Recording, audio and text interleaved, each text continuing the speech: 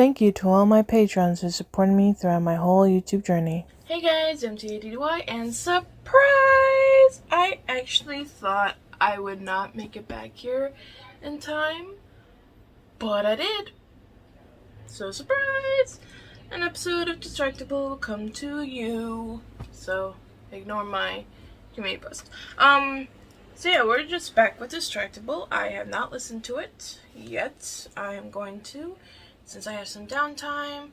Not really doing anything right now. Nervous as hell for my first day on the job at my new job tomorrow.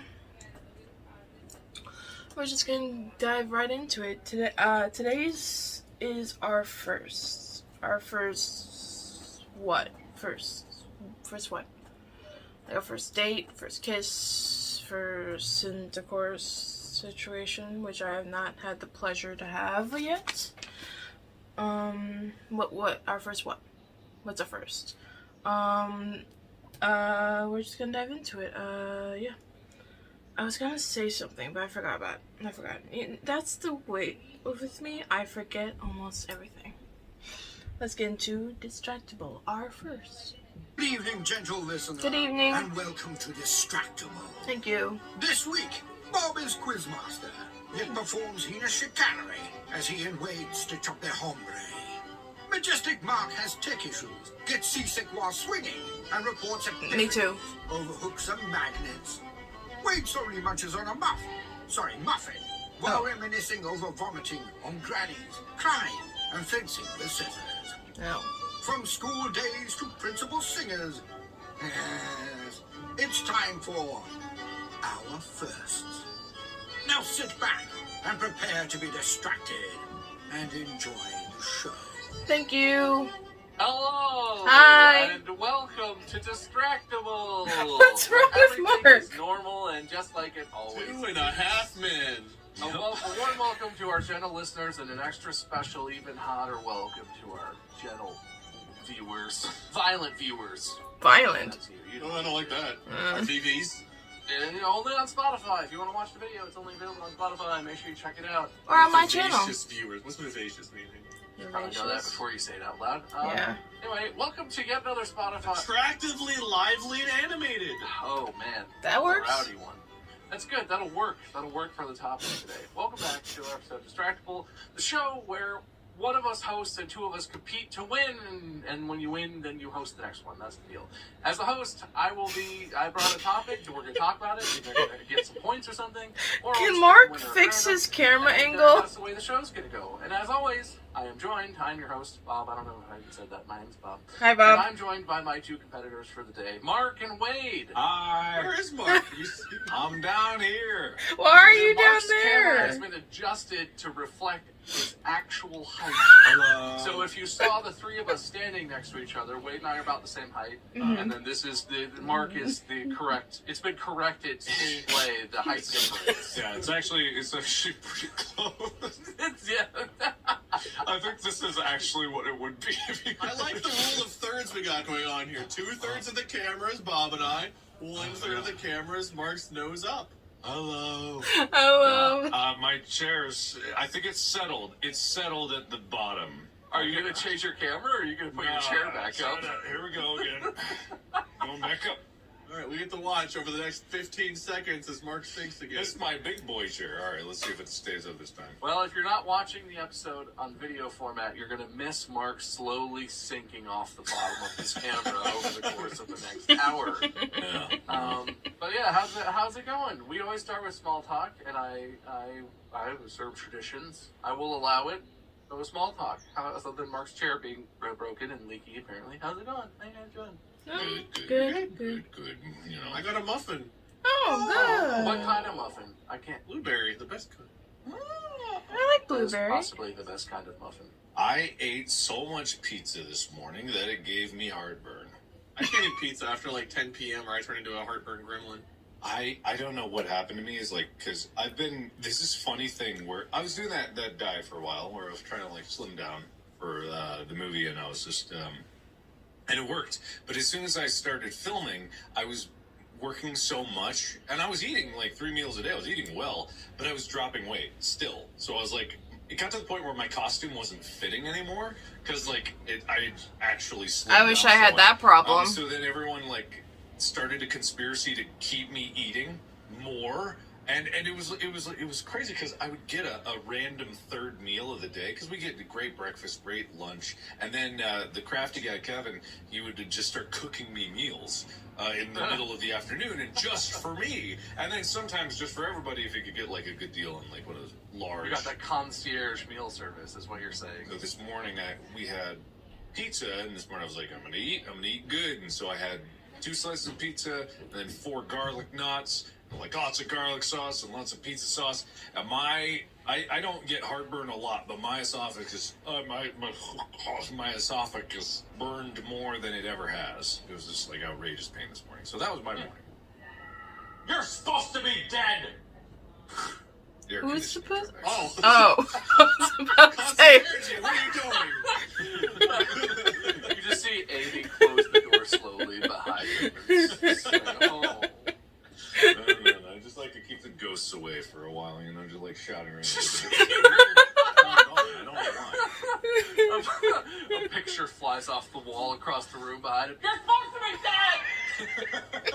I got that. I don't care. Let me turn my air conditioning off so Will doesn't hate me for the audio. Carry on the episode, though. Yeah, we'll keep going. All right, he can't hear us. You win already, okay, Wade? Okay. I'm going to play it up in the episode. Like, I really like Mark's answers to whatever. I make it as hard as possible for him to, like, agree that I should win. Like, he'll be like, there's no chance.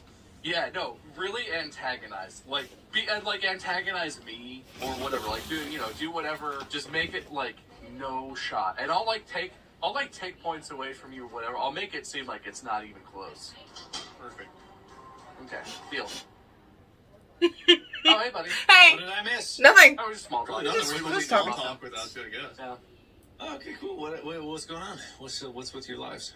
For me, same. Baby stuff. Still sleeping problems. Still doesn't like bottles. Same thing as last time. I got 2 bites into a muffin. All right. All right. It's not all as fascinating as yours with your leaky chair and your Concierge service and movie Whatever. filming. You know, I have been having a problem my entire life, Mark. Whatever the opposite of that thing where you're not able to maintain your weight, you're losing weight accidentally even though you're eating. I have the opposite of that. Yeah. Where no matter what I've done or how much pizza I eat, I always seem to gain weight. And I have a craft person living in my house not making me food, but it's not working. I see. I hired a tapeworm, but the tapeworm's just not doing its job. Dude, I would love a tapeworm.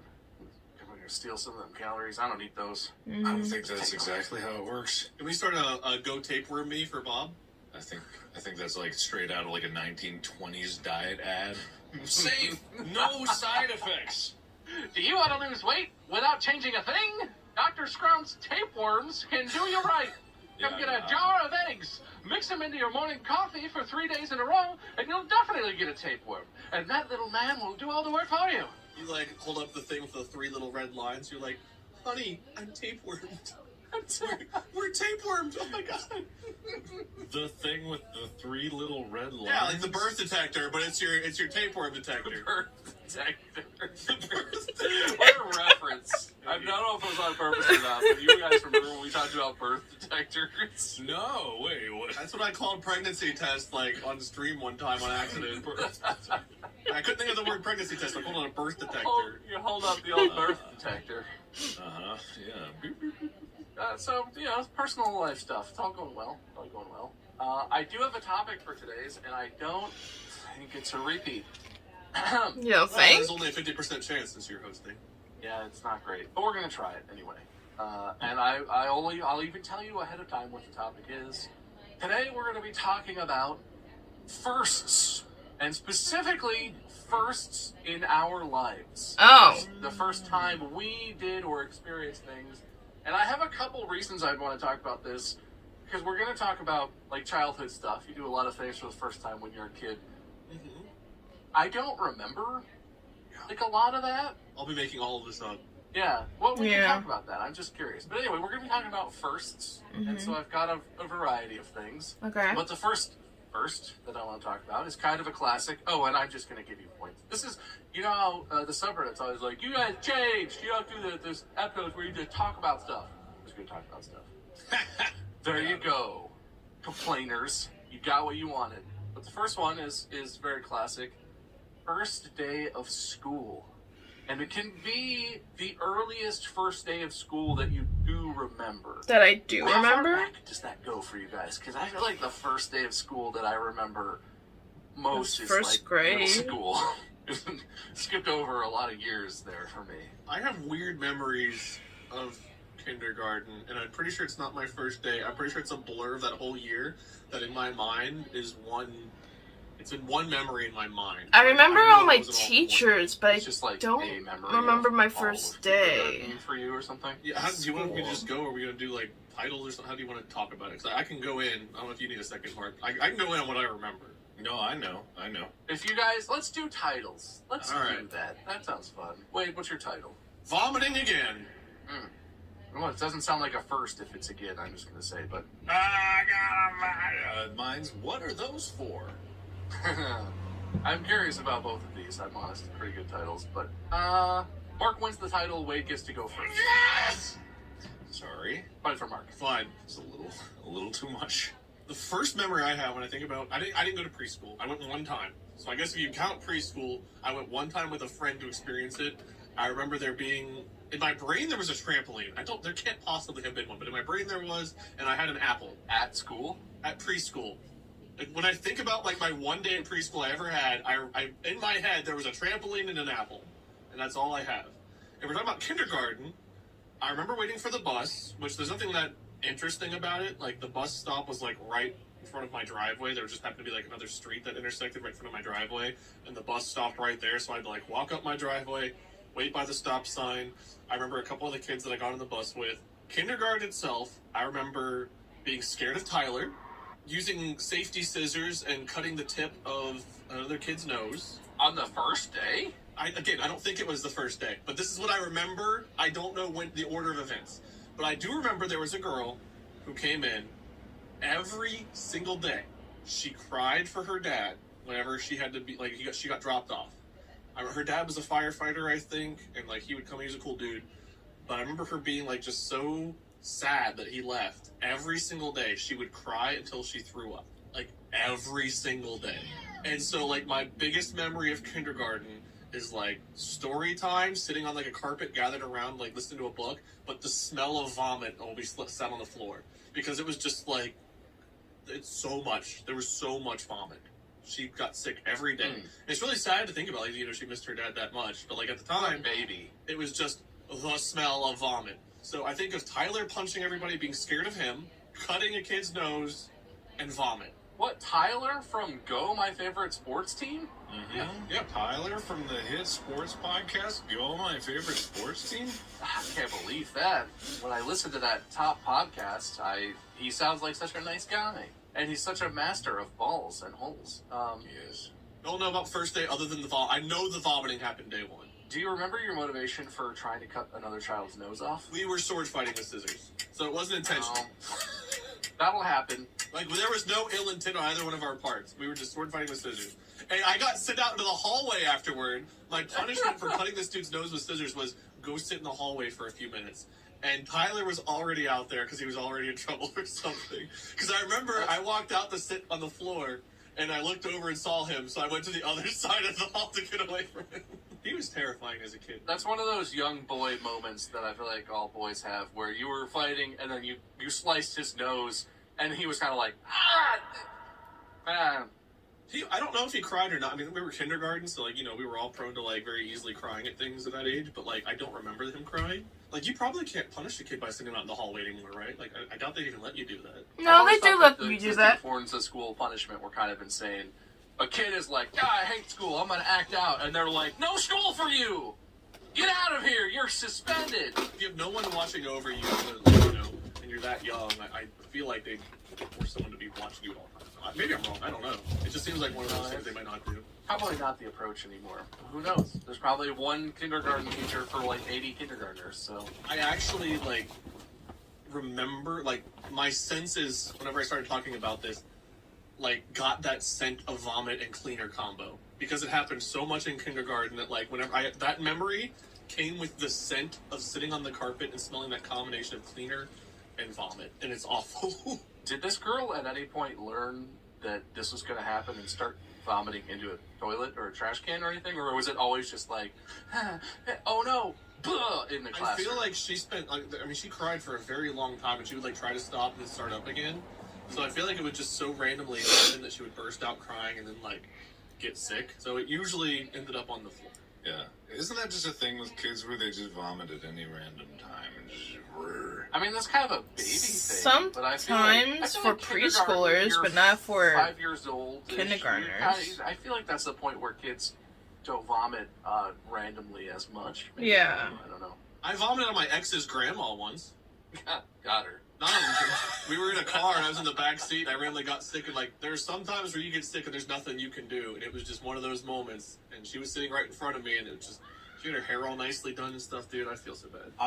I was outside the other day because I've been like on a set all day, so I don't see the sun a lot. So one weekend, like last weekend, I was out sitting on the back porch and I was getting some sun, and I was like, oh, that's nice for like 10 minutes. And then I got 10 minutes on the other side. I was like, okay, I don't want to get tan because I like change.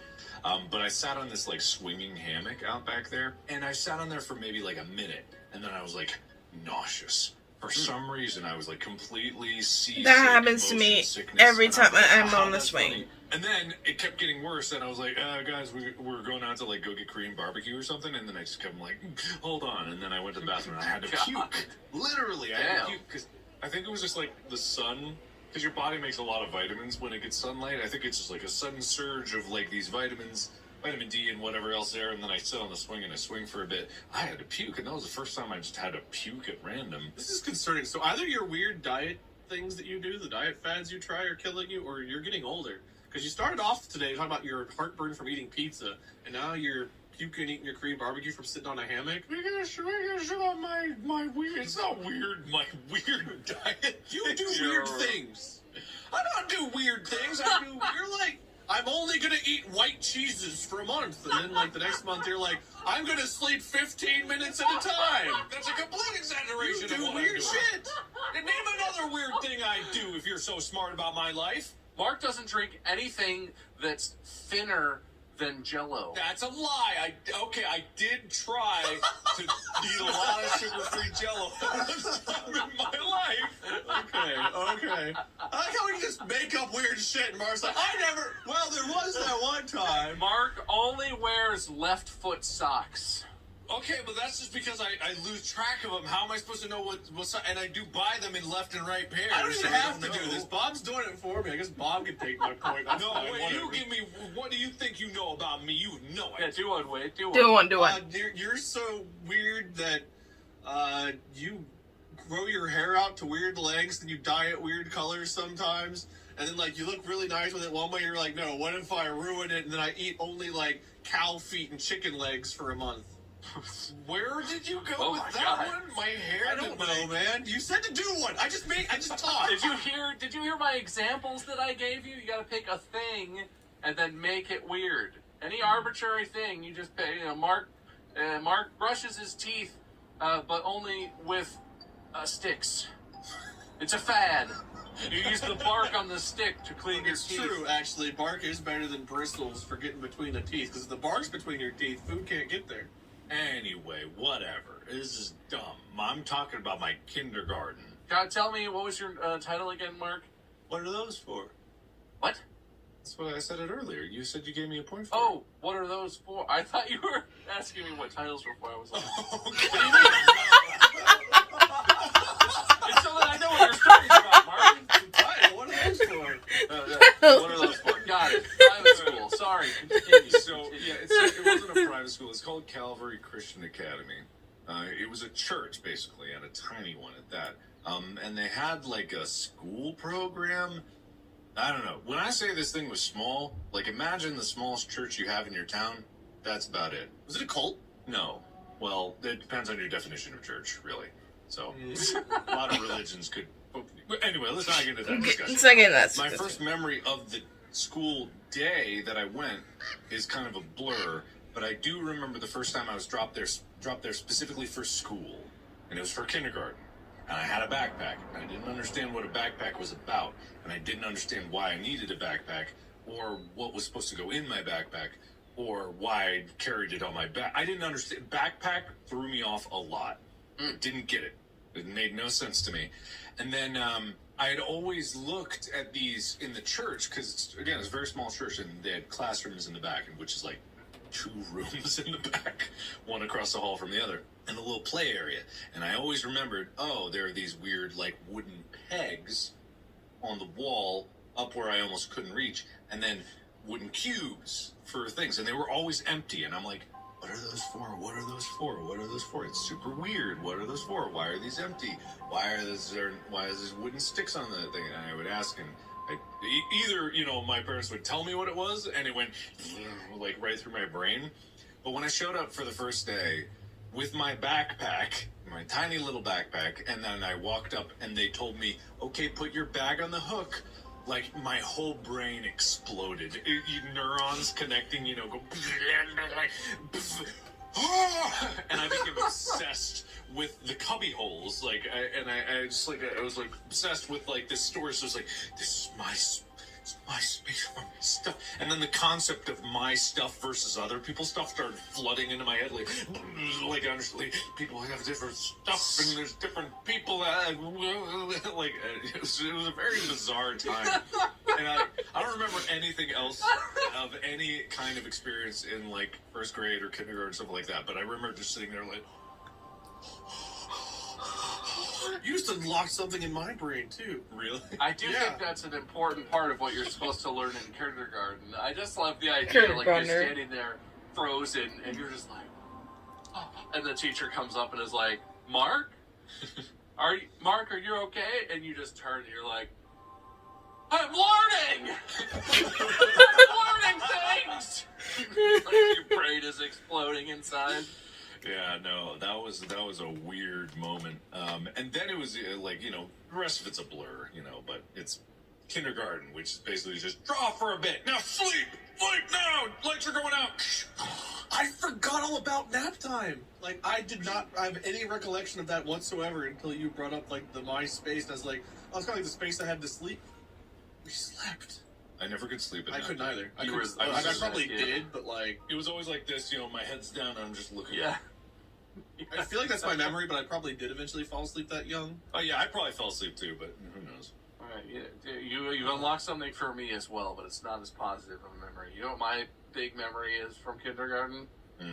They required you to have a box with your name on it with extra pants and extra underwear. And I'm not going to talk about specifically why, but let's just say I was a heavy user of my box allocation. I was a frequent box visitor, and my teacher knew right where my box was. Stupid box. That was the thing, too. This is the thing that happens. That box is burned into my memory because it was, we used it all the time at school. It was very embarrassing. That box lived in our house forever. It had my name written on it in Sharpie, and as soon as I didn't need it at school anymore, it became like a box where you keep the whatever's in the closet. And every time I go in that closet, you see the box, and you're like, piss box. Hey, piss box. I'm glad we keep gloves in you now. You used to hold pissy pants.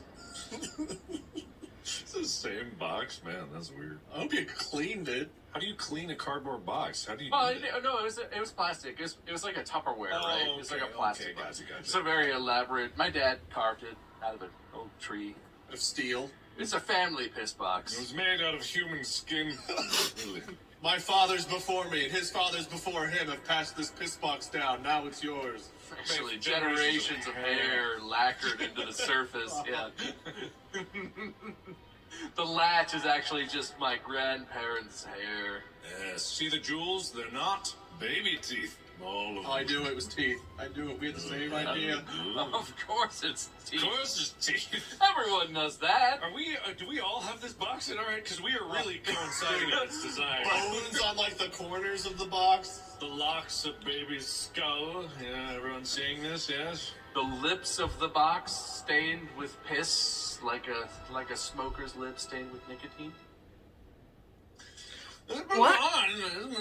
Oh, kindergarten. Because it didn't bring up the smell of baby spit up, which I live with on an hourly basis here. Point for Mark on that one. I brought up vomit, but that, that's whatever. It's fine. Vomit is just what you call an adult's spit up. So, or anyone who's not a baby.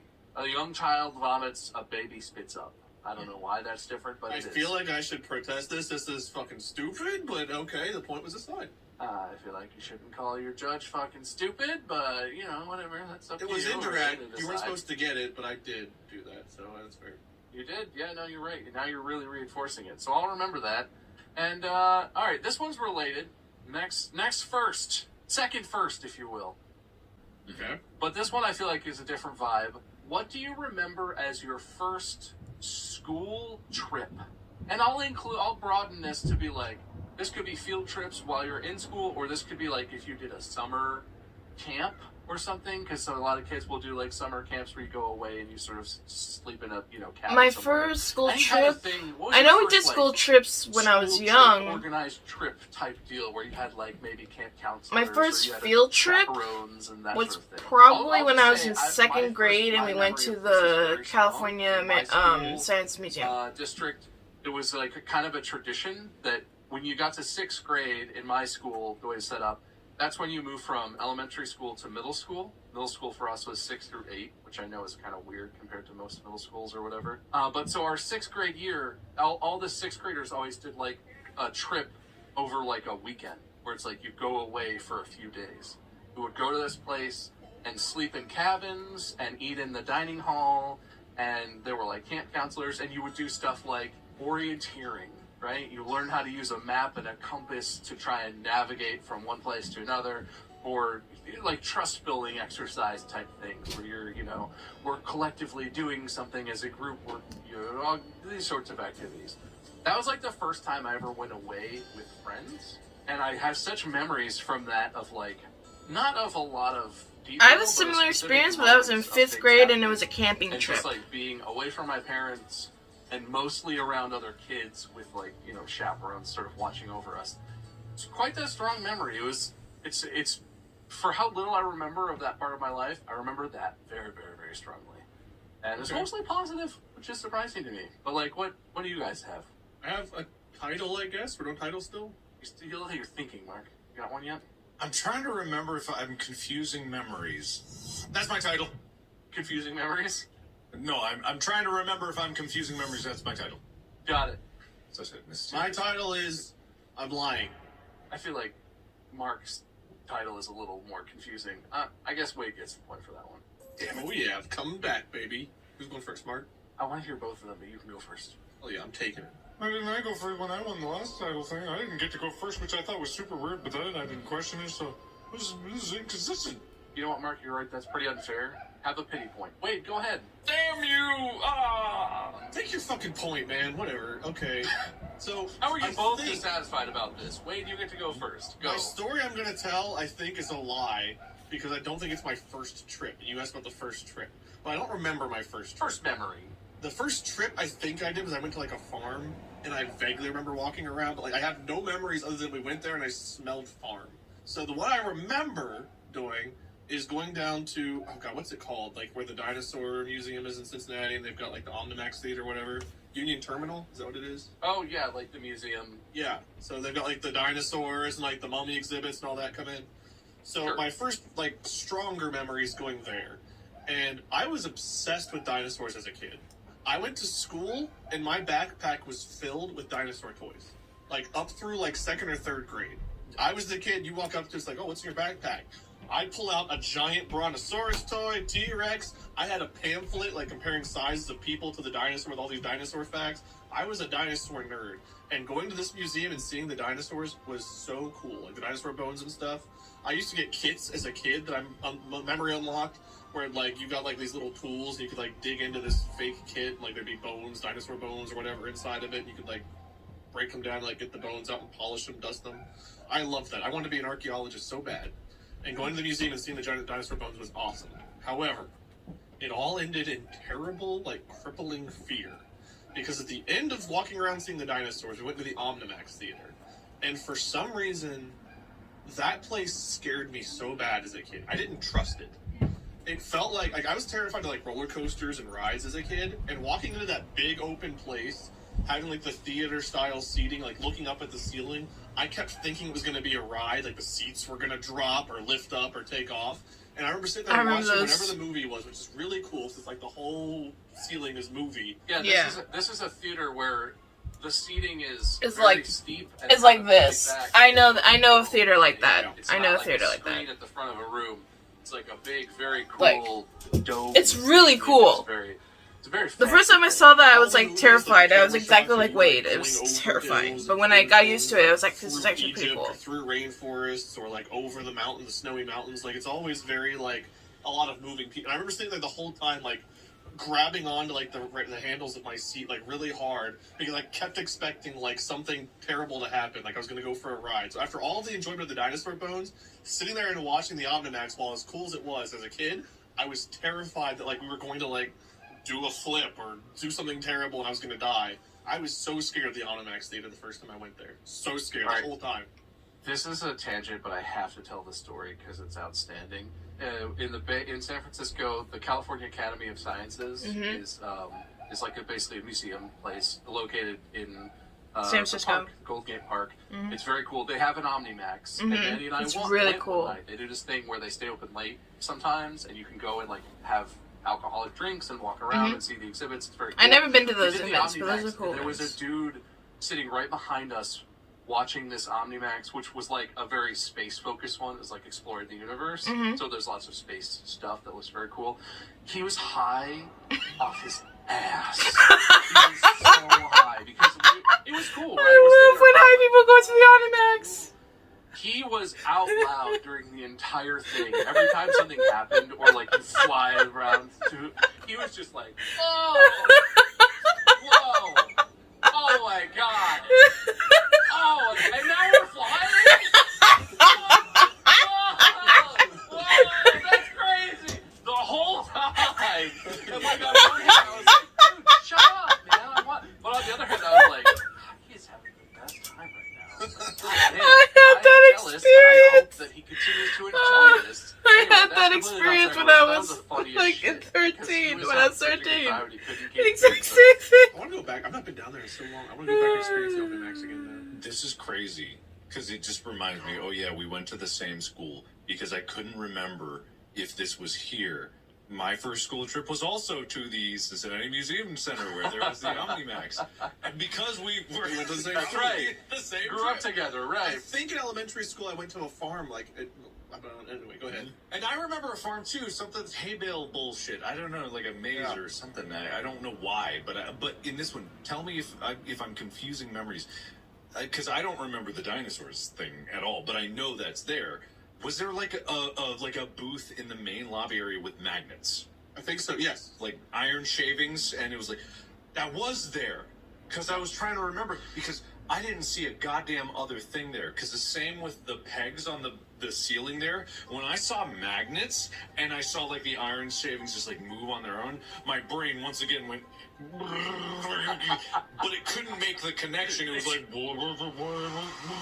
We didn't stay in the lobby the whole time. We walked around the exhibit. I did. I was in the lobby the whole time. I thought we had chaperones that kind of like forced us to stick together.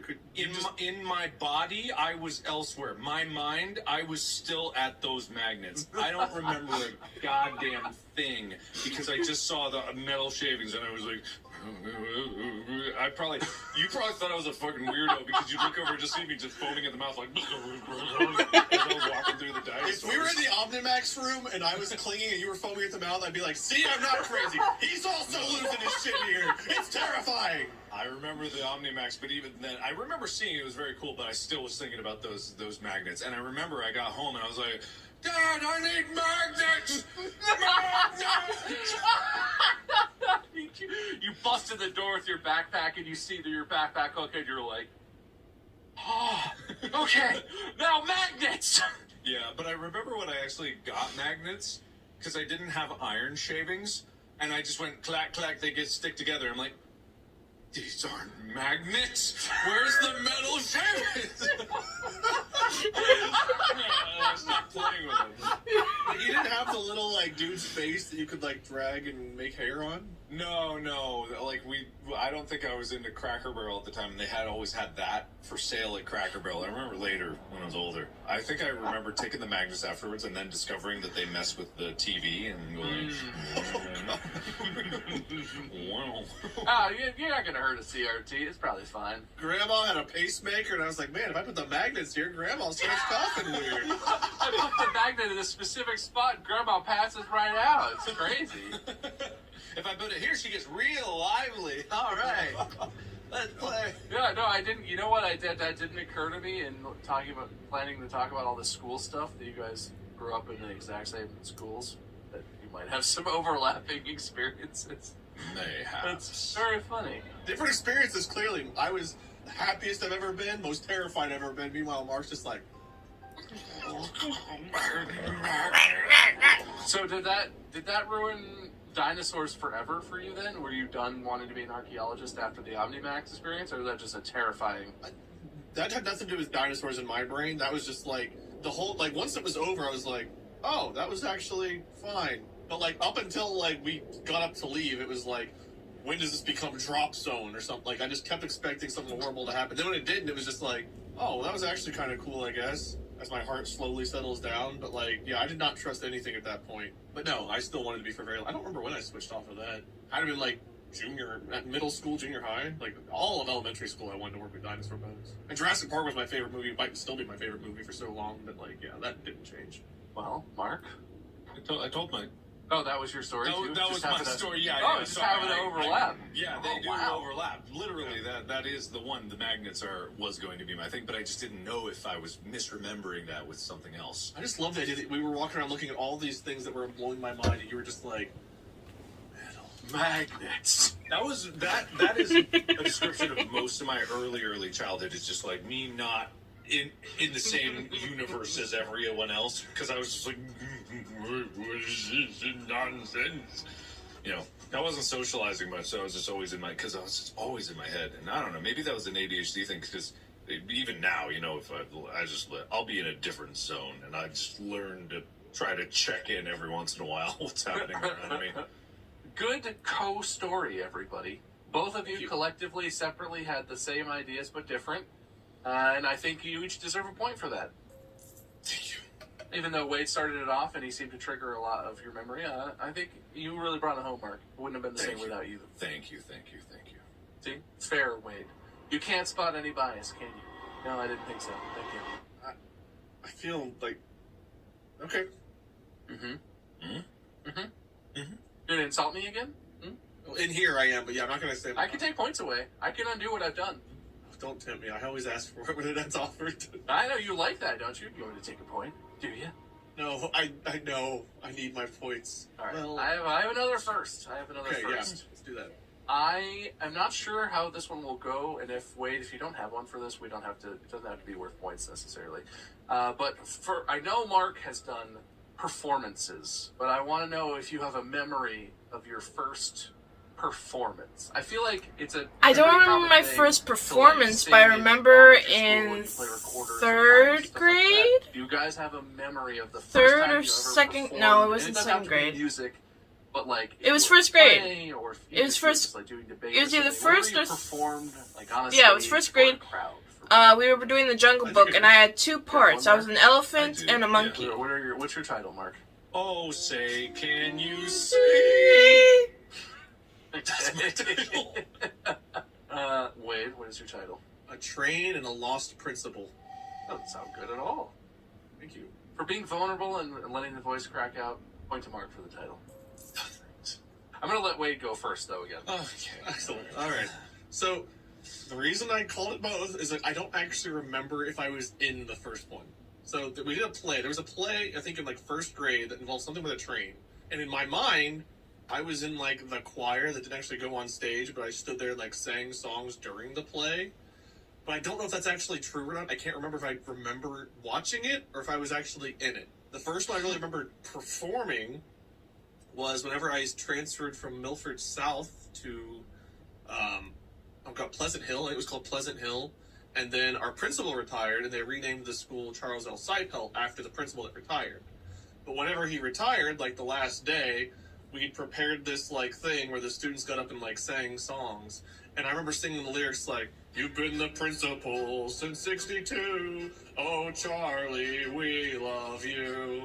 And I remember like learning this song and singing it to our principal. And he'd been my principal for like 1 year. I didn't know him at all. And it was like, dude, I just transferred here. Why am I singing love songs to this dude leave it? Like, I probably didn't think of it like that, but it was weird to me because it's like, everyone here is new to me and this guy's leaving. Like, I just left. No one sang to me when I left my school. But I remember singing that, but I was always the one who sang like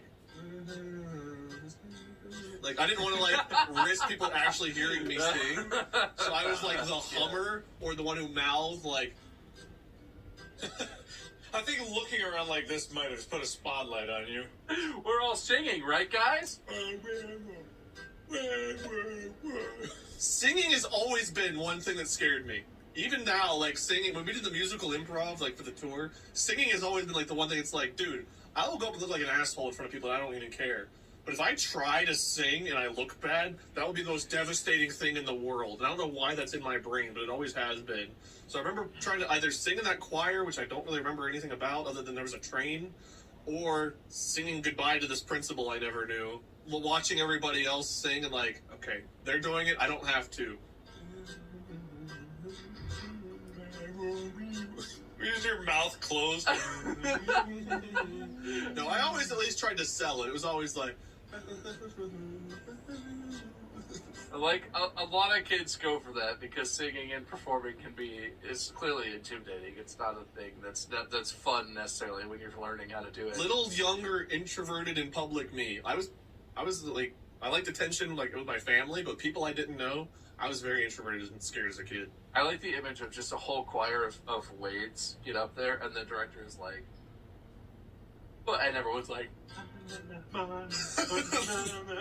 that's the sound that comes out. Every kid's like, you do it.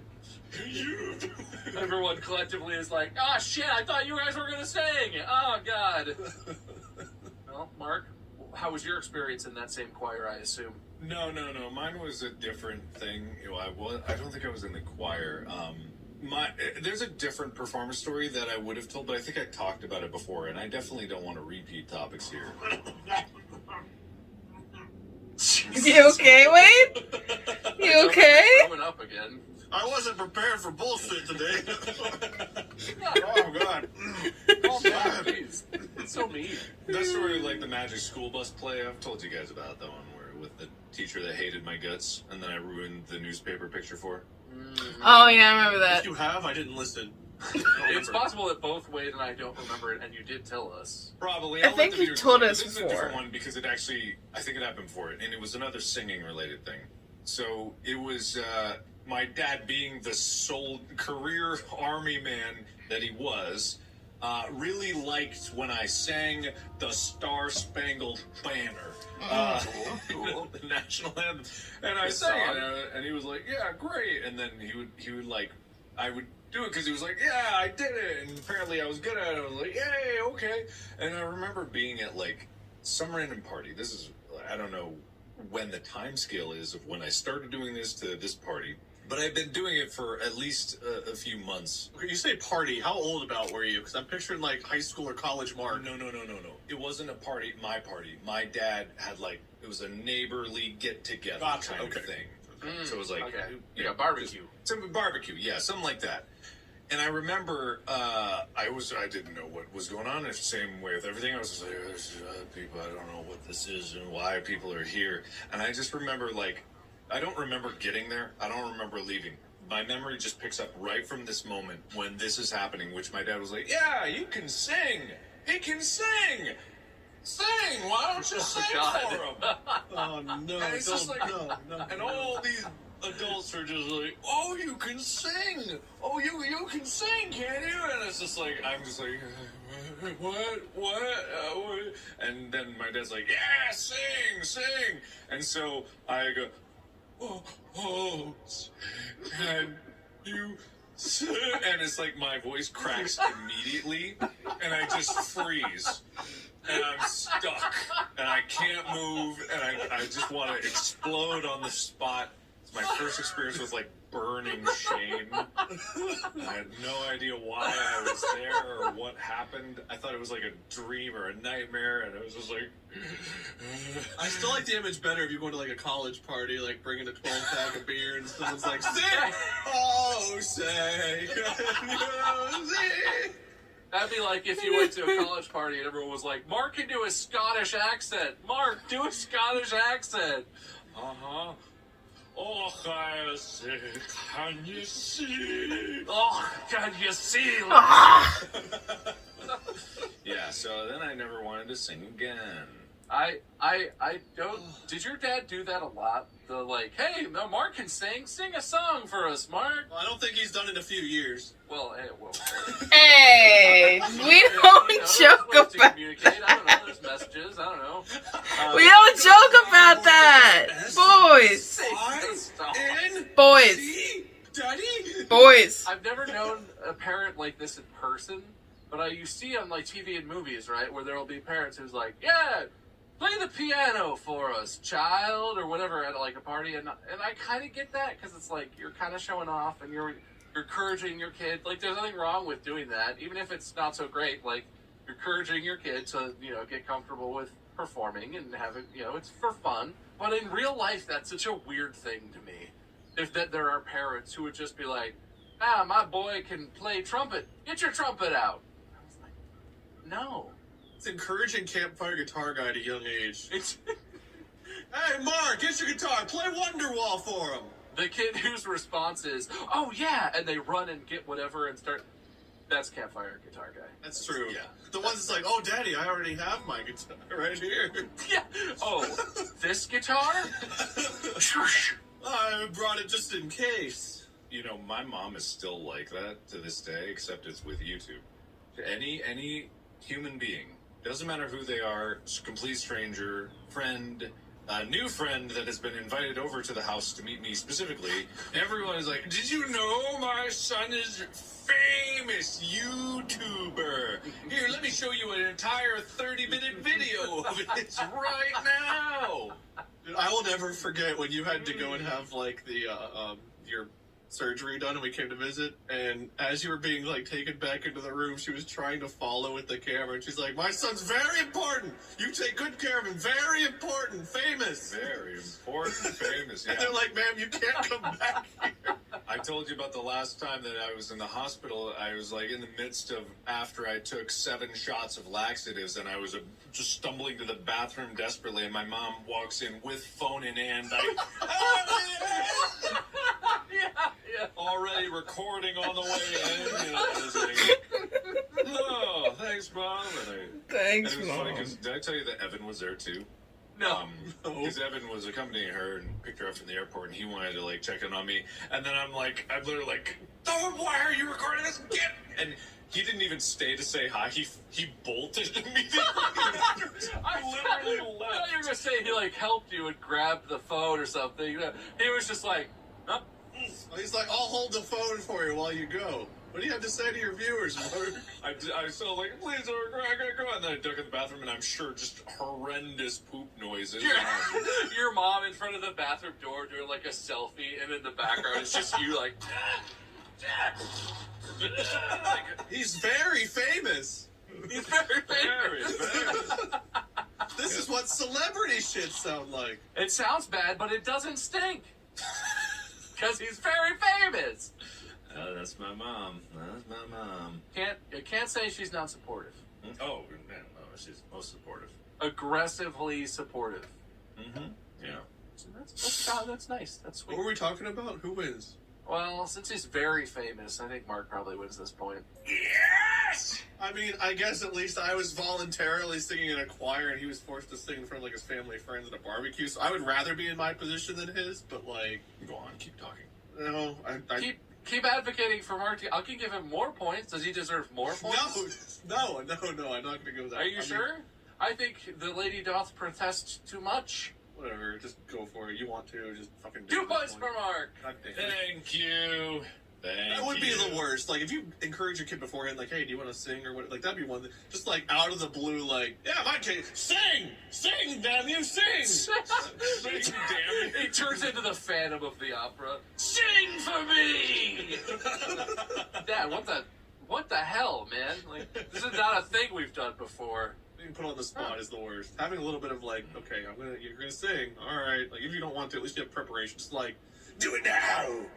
I think Wade has fully accepted that everything's tilted against him. He's not even fighting anymore. He's just... I'm just, like, for the sake of conversation, I'm doing a podcast, I would hate that so, like, singing is so scary to me that just being like, do it, is terrifying. I pulled an Uno reverse on my dad, though. I remember now, because he played a little bit of piano, but he didn't play a lot. But there was this one rhythm that he played with like his left hand. It was like do do do do do do do. It might have just been a warm up or something. But when he did it like in repetition, and I would, whenever he would play it, I would run around the house in a circle. And I loved it. So I'd be like, play, Dad! I want to run! And run. He'd be like, I don't know if I can keep playing. My hands cramping up. I'm like, no! Keep playing! And I'm just like running as fast as I can. God. I mean, I think it was an exercise because like it's a long reach. It's supposed to be I'm not singing it to the exact notes, but it's like you hit a low note and then a high note and then you go up. Yeah, and so it hurt. It probably hurt his hand, and I was just being like, "More." When you said you pulled an Uno reverse, I thought you were like, "Hey, we were at a party," and I was like, "My dad plays piano." Dad, go get the piano. Oh, this one.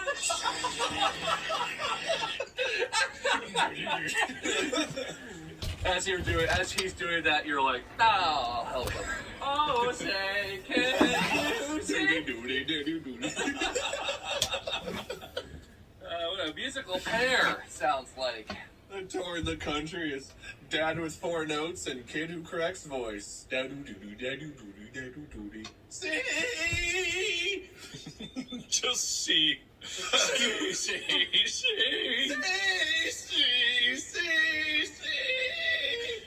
Beautiful. Good. All right. Who got the point? Do I win? Mark got several points. Yeah, I got that. Did I get title point at least? Who got title point? Mark. Mark did. Mark did. Sick, dude. All right, penny point for Wade. Calm down, Thank geez. you. I think this is interesting, but it might be really hard. I'm just curious what you guys will come up with for this. I gotta be honest.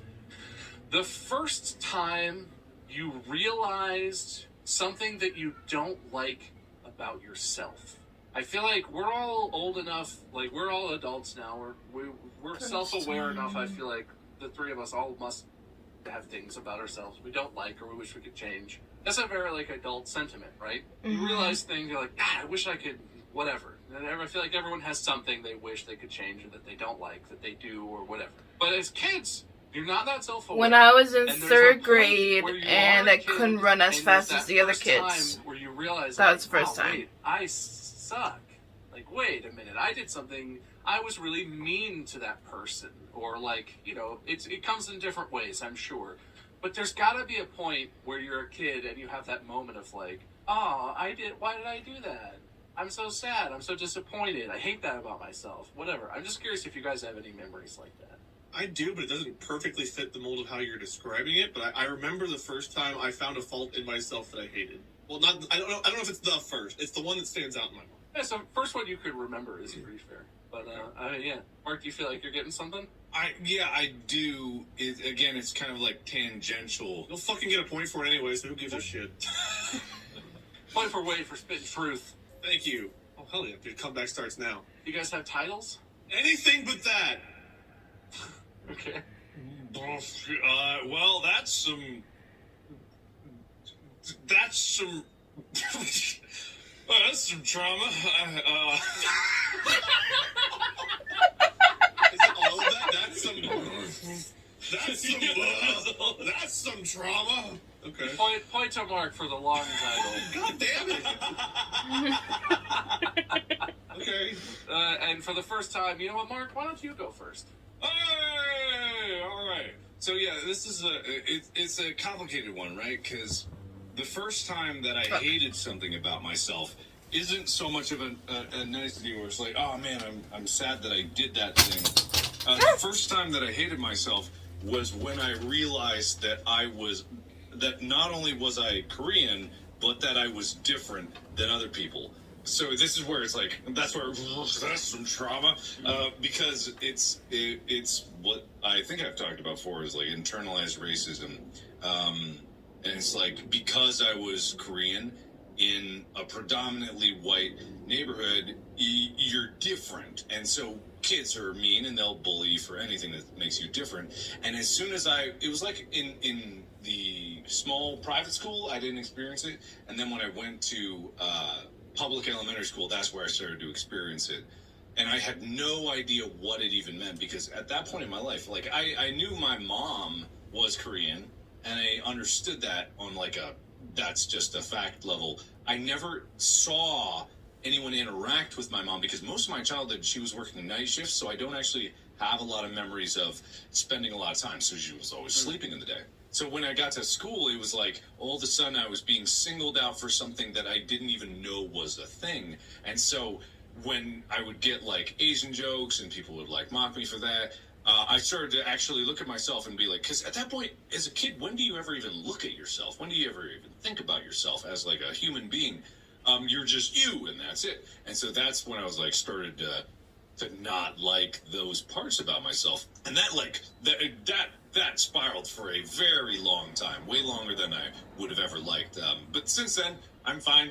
I'm proud of who I am and happy with who I am. Just as a kid, like man, things just worm into your brain, and they don't go away for a long time. Well, equally as horrible and traumatic and unfair, I remember around 3rd grade, we got our eyes tested, and I was like, anything, please, no, just don't need glasses, just don't need glasses. And then I found that I needed glasses. And I would say that's almost even worse than growing up with racism and hatred. Wow, you know what? Point to Wade for being really brave about this. That's, yeah. It's not nearly the same thing, but like, I remember putting on glasses, and no matter what kind of whatever I was wearing, it was like I hated the way I looked. I knew people were gonna like call me a nerd and bully me and hate me. I thought I looked stupid.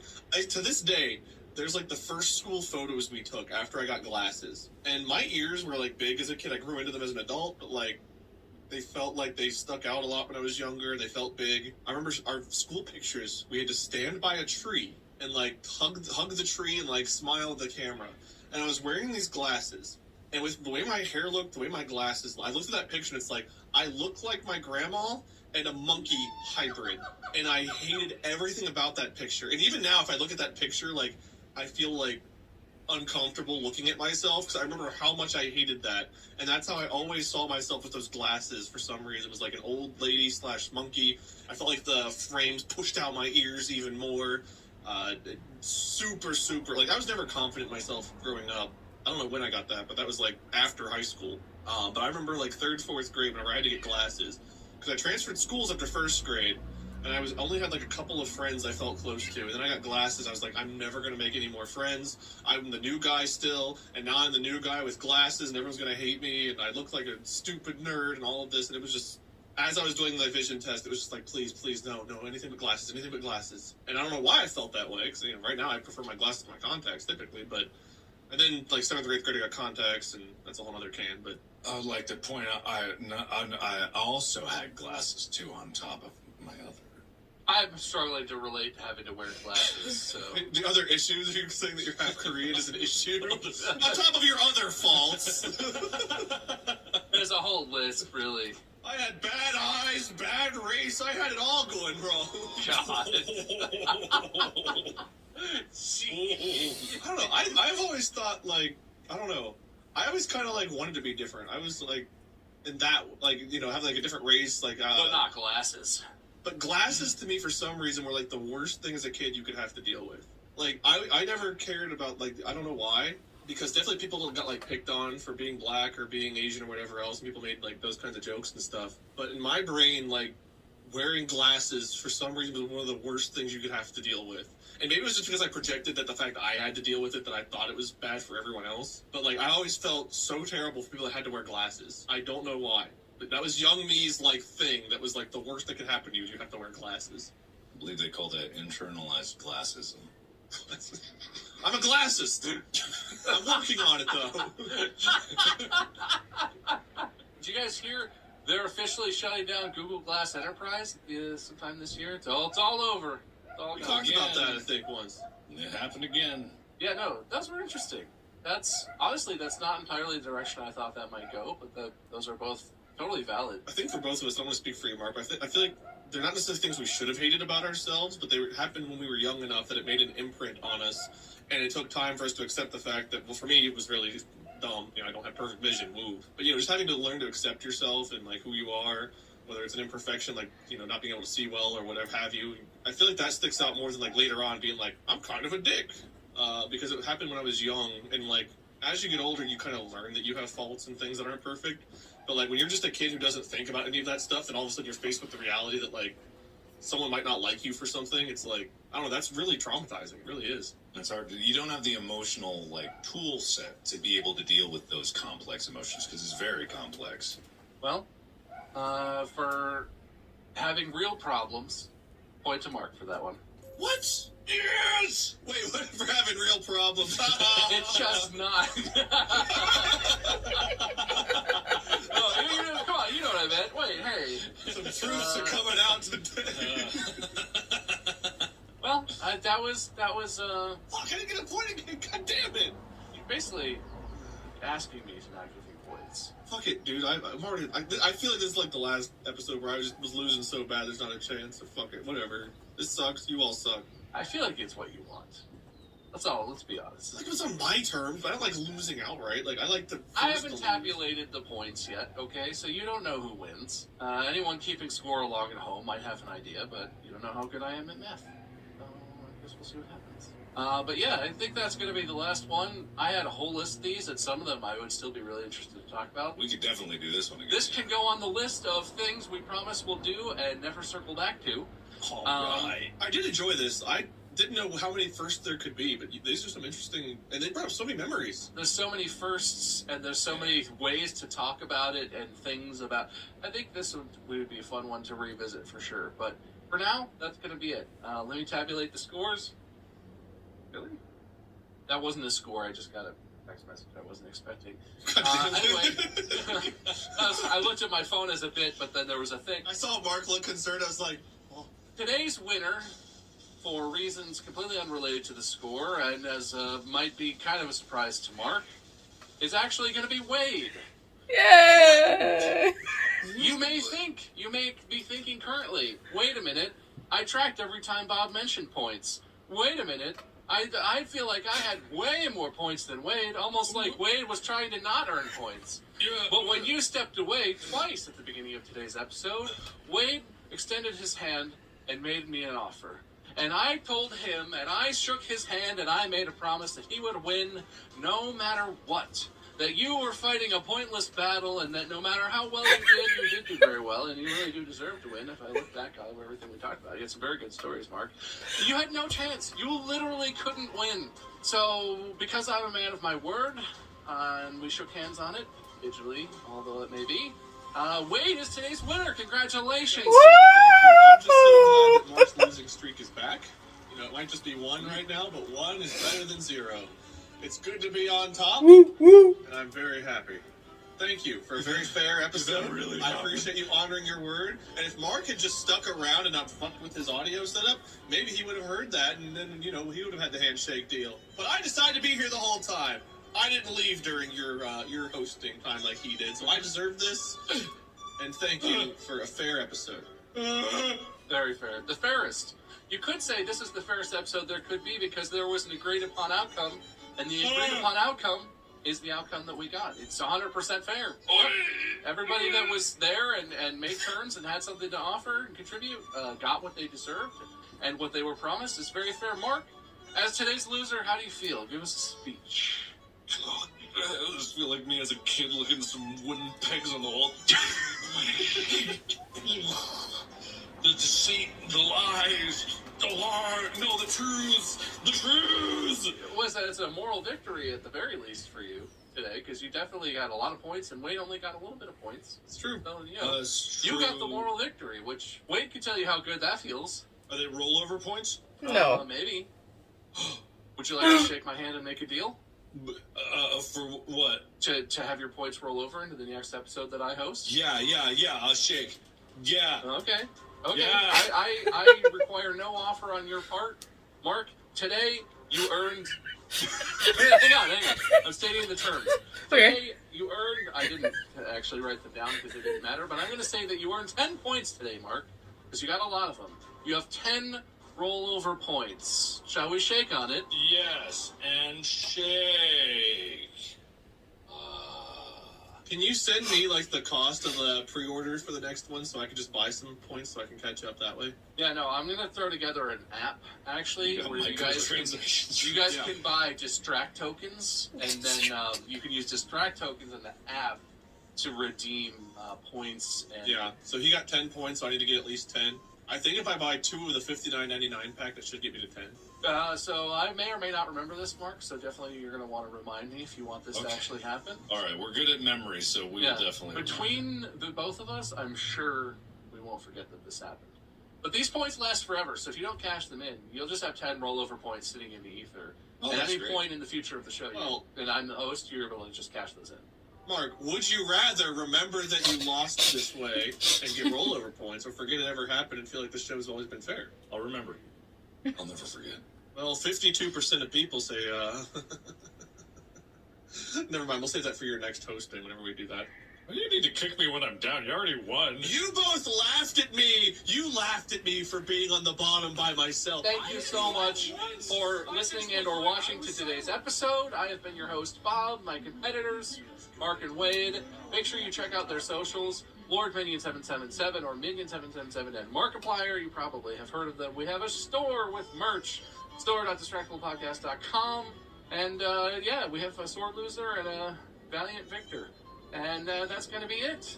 Wade, when you host the next episode, I look forward to fair and equal judgment. And I think it's going to be great. I think everything's good. I have no worries. I'll get it in the next one. I always perform my best. I'm sure you got it, Mark. You got it in hand already, I'm sure. In hand. Just be careful, Mark. If you ever step away during an episode again, it might not end well. Oh, we'll see about that. I guess we will. For now, though, that's it. Goodbye. Thank you for listening. Podcast out. Bye.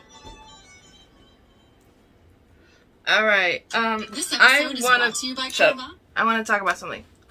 So it's probably not as big as having internal racism like Mark, but it's something I struggled with. It was not only about my weight in 3rd grade. It actually started when I was in 2nd grade.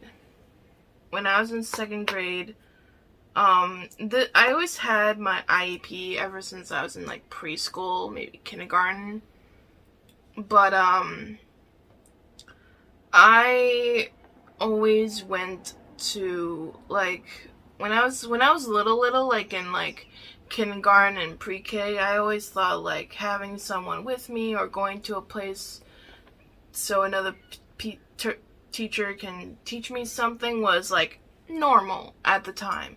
But then when I went into 1st grade and I internalized it as like, wait, I'm going away from my friends and classmates, and I'm going to this other room to learn how to speak correctly and to write correctly and to read correctly.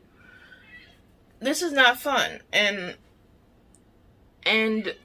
I hated those classes because I would always be there. And when I was in 3rd grade, another kid joined in with my speech therapy. His name was Harrison.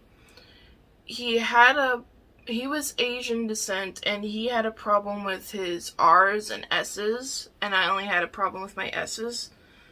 But we basically shared the same speech therapist, and whenever we were together, I always felt awkward because in 3rd grade I did share a teacher with him, so I knew Harrison pretty well.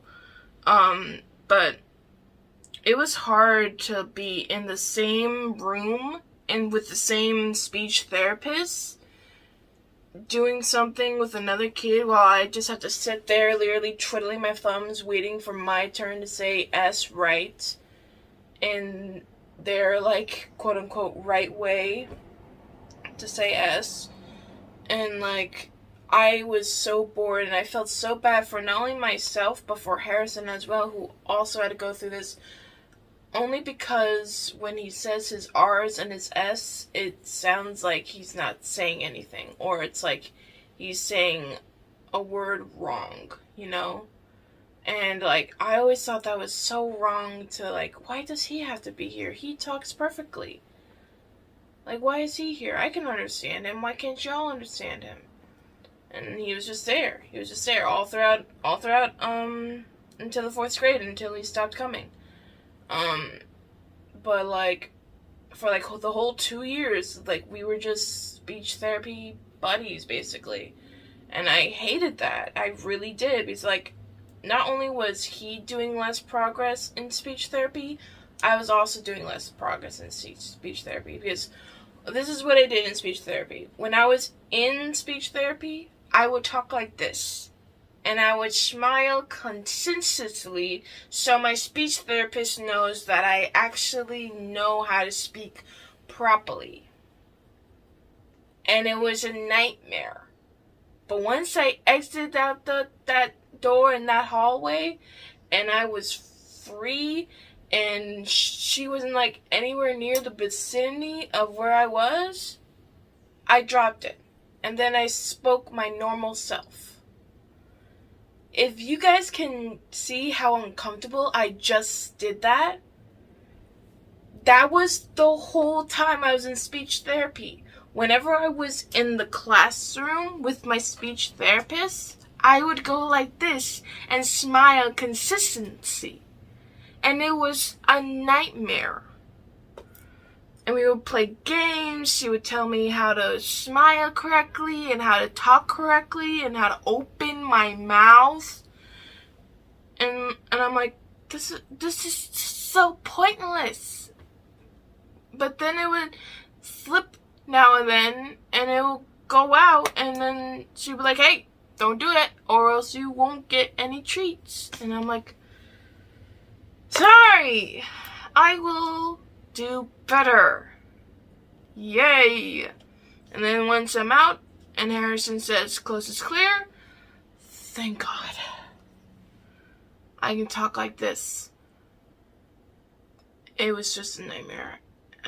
I hated speech therapy so much because of that. Not only because I didn't learn a gosh darn thing from it, and it did not help my speech impediment at all, but I felt bad for Harrison when we were both in there.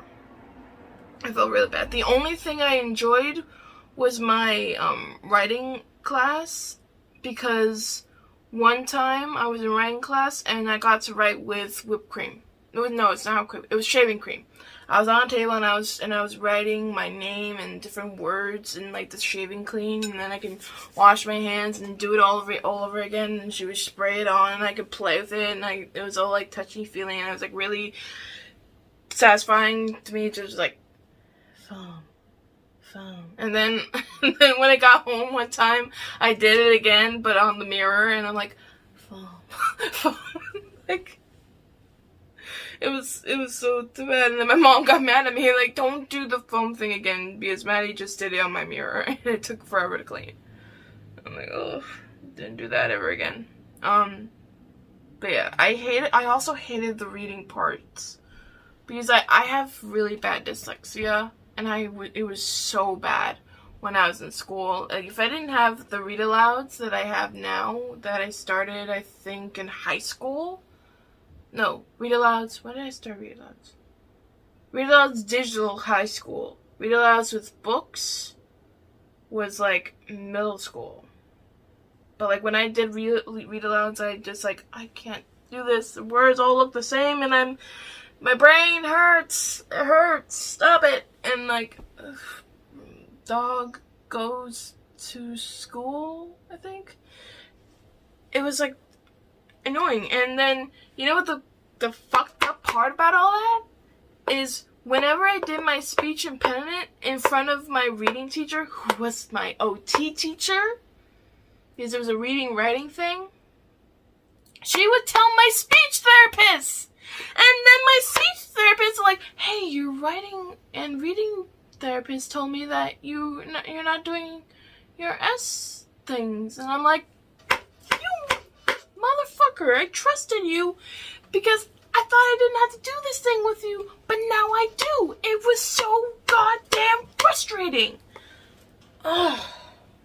Like that's the one thing I hated about myself, that I couldn't read correctly. I didn't know how to write.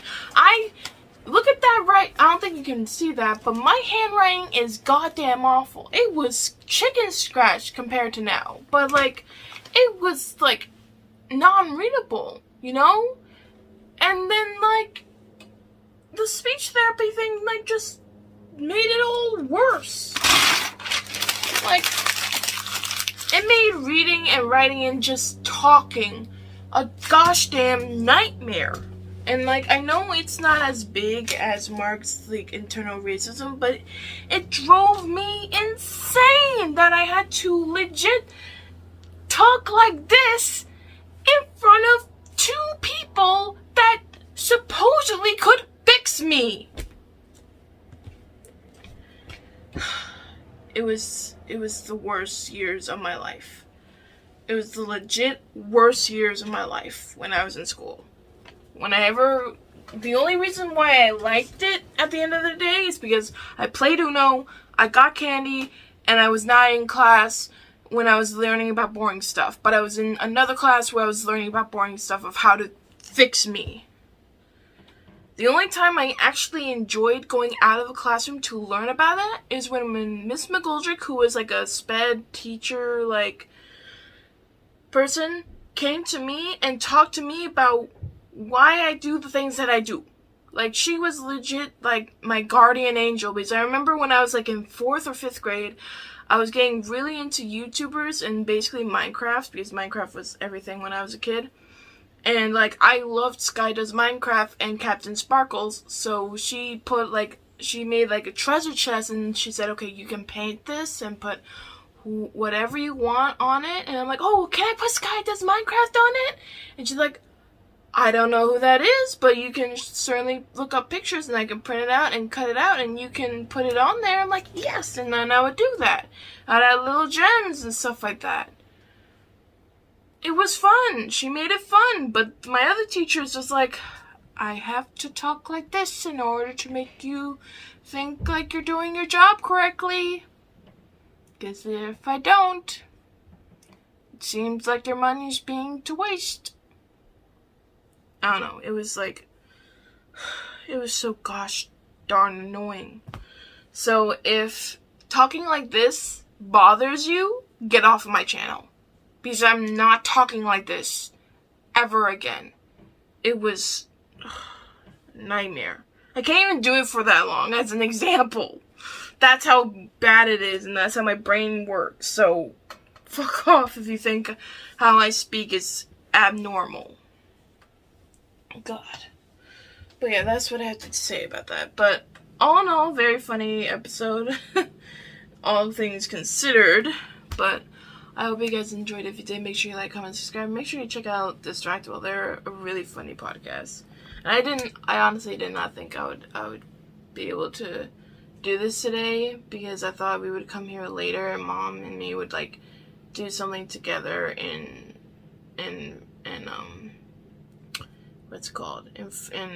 Sacramento before we left, but I guess not. But yeah, let me know what you guys think about today's episode, and I'll see you guys later. It's been M.A.D.D.Y.